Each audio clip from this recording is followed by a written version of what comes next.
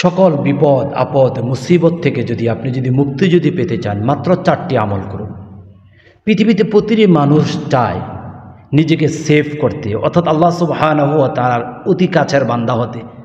পৃথিবীর হাজারো ব্যস্ততা রয়েছে, হাজারো টেনশন রয়েছে, সকল কিছু থেকে মুক্তি পেতে পৃথিবীর প্রতিটি মানুষ চায়। তাহলে আজকে এমন 4টি আমলের কথা বলবো, যে 4টি আমল যদি আপনি করতে পারেন, আল্লাহ সুবহানাহু ওয়া তাআলা আপনাকে অন্যান্য সকল বিষয় থেকে সেভ করবেন। আমি আশা করতে পারি বুলেট মিস হবে, কিন্তু এই 4টি আমল করলে আপনার দোয়া কখনো আল্লাহ সুবহানাহু ওয়া তাআলার দরবারে মিস হবে না। তাহলে 1 নাম্বার কি, কোন আমল করলে এমন গুরুত্বপূর্ণ বিষয় আপনার কাছে চলে আসবে, সেটি হচ্ছে আপনি বেশি বেশি করে রাসূল আরবি সাল্লাল্লাহু আলাইহি ওয়াসাল্লামের প্রতি দুরূদ পাঠ করবেন। রাসূল আরবি সাল্লাল্লাহু আলাইহি ওয়াসাল্লামের প্রতি দুরূদ পাঠ করলে আল্লাহ সুবহানাহু ওয়া তাআলা আপনার প্রতি সন্তুষ্ট লাভ হবেন, আর সাথে সাথে আল্লাহ সুবহানাহু ওয়া তাআলা আপনার দোয়াকে কবুল করে নেবেন। সুবহানাল্লাহ সুবহানাল্লাহ। তাহলে আসুন আমরা সব সময় সারাক্ষণ সর্বদাই যত বিপদে থাকি, মুসিবতে থাকি, টেনশনে থাকি, হতাশার মধ্যে ভুগি, আমরা বেশি বেশি করে রাসূল আরবি সাল্লাল্লাহু আলাইহি ওয়াসাল্লামের কাছে দোয়া পড়ি, রাসূল আরবি সাল্লাল্লাহু আলাইহি ওয়াসাল্লামের নামে দুরূদ পাঠ করি। তখন আল্লাহ সুবহানাহু ওয়া তাআলা আমাদের বিপদ কেটে দেবেন, আমাদের মুসিবতগুলো আল্লাহ তাআলা দূরীভূত করে দেবেন। আমরা 2 নম্বর যে আমলটা করতে পারি, সেটা হচ্ছে বেশি বেশি করে আমরা ইস্তিগফার পাঠ করতে পারি।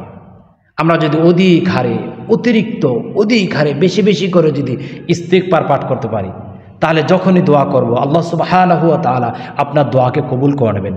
কেননা ইস্তিগফারের মাধ্যমে একজন বান্দা কিংবা একজন বান্দি আল্লাহ সুবহানাহু ওয়া তাআলা অতি সন্নিকটে যেতে পারে, অতি কাছের গোলাম হতে পারে, অতি মাহবুব হতে পারে।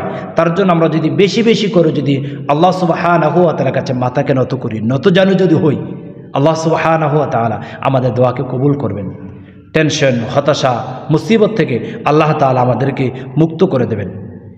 3 নাম্বার, সকল বিপদ আপদ মুসিবত থেকে রক্ষা পেতে চান, আপনার 3 নাম্বার যে কাজটা করতে হবে, সেটা হচ্ছে বেশি বেশি করে দোয়ায়ে ইউনুস পাঠ করতে হবে।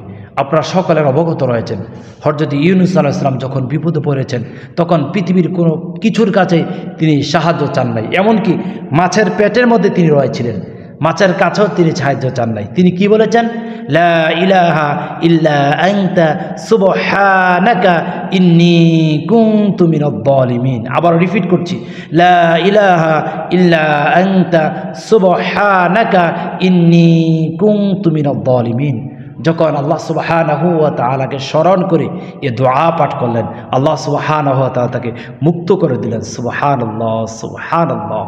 তাহলে আমরা যদি বিপদ মুসিবত টেনশন হতাশা থেকে দূরীভূত হতে চাই, আল্লাহর প্রিয় মাহবুব বান্দা কিংবা বান্দি হতে চাই, দোয়া করার সাথে সাথে কবুল করাতে চাই, তারা বেশি বেশি করে পাঠ করব দুরূদ, তারপর আমরা বেশি বেশি করে পাঠ করব ইস্তিগফার। 3 নম্বর আমরা যেটা করব, সেটা হচ্ছে বেশি বেশি করে আমরা দোয়ায়ে ইউনুস পাঠ করব। তারপর আপনার দোয়া কবুল করার জন্য, মুসিবত থেকে মুক্তি পাওয়ার জন্য আপনি 4 নম্বর যে কাজটা করতে পারেন, আপনি আল্লাহ তাআলার কাছে ফরিয়াদ করতে পারেন, ইয়া জাল জালালি ওয়াল ইকরাম, ইয়া জাল জালালি ওয়াল ইকরাম। আল্লাহ তাআলার কাছে বারংবার আল্লাহ তাআলার এই গুণবাচক নামের কথা বলুন, আল্লাহ তাআলার এই গুণবাচক শব্দের কথা বলে আল্লাহ তাআলার কাছে ফরিয়াদ করুন, আল্লাহ ইয়া জাল জালালি ওয়াল ইকরাম, আল্লাহ তাআলা আমাদের মুসিবতকে তুমি দূরীভূত করে দাও, আমার টেনশনকে তুমি দূরীভূত করে দাও, আমার হতাশা থেকে তুমি আমাকে মুক্ত করে দাও।